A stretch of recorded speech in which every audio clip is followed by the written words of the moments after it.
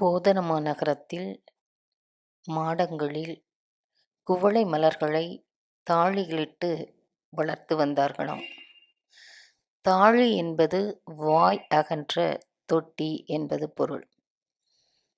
அந்த குவளை மலர்களை வண்டுகள் மங்கையர்களினுடைய கண்கள் என்று முடிவு செய்து அவற்றை மொய்க்காமல் திரும்பி வந்து விடுகின்றன. மகளிரின் கண்களை குவளை மலர்கள் என்று நினைத்து மகளிரின் கண்களுக்கு அருகில் செல்ல மகளிர் அவற்றை துரத்தியதால் மொய்க்க முடியாமல் வண்டுகள் திரும்பியதாம். போதன மாநகரத்து கடைவீதி கற்பகச் சோலையைப் போன்று காணப்பட்டதாம். தடாகத்திலுள்ள அன்னங்கள் பெண்களினுடைய சிலம்பொலியை மாடத்திலுடைய அன்னப்படையின் குரல் என்று கருதியதாம். மலர் மாலை அணியப் பெற்ற பெண்களின் காலடிகளில் செம்பஞ்சு குழம்பு தேய்க்கப்பட்டிருந்ததாம்.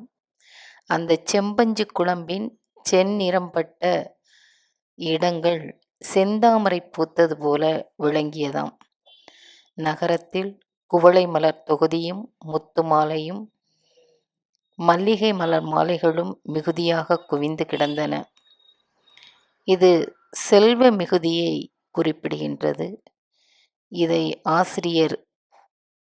உரையாசிரியர்கள் வீறுகோள் அணி என்று கூறுகின்றார்கள். இப்பாடலை விண்ணுலகில் உள்ளவர்கள் இரவு பகல் வேறுபாடு உணராது இன்பத்தில் திளைத்திருப்பர். இப்போதன மாநகரத்து மங்கையரும் இளைஞரும் இரவு பகல் உணராது இன்பத்தில் திளைத்து நிற்பர். விண்ணுலகம் நில உலகத்திற்கு வந்து இறங்கியதைப் போன்று காணப்பட்டது என்று ஆசிரியர் கூறுகின்றார். நன்றி.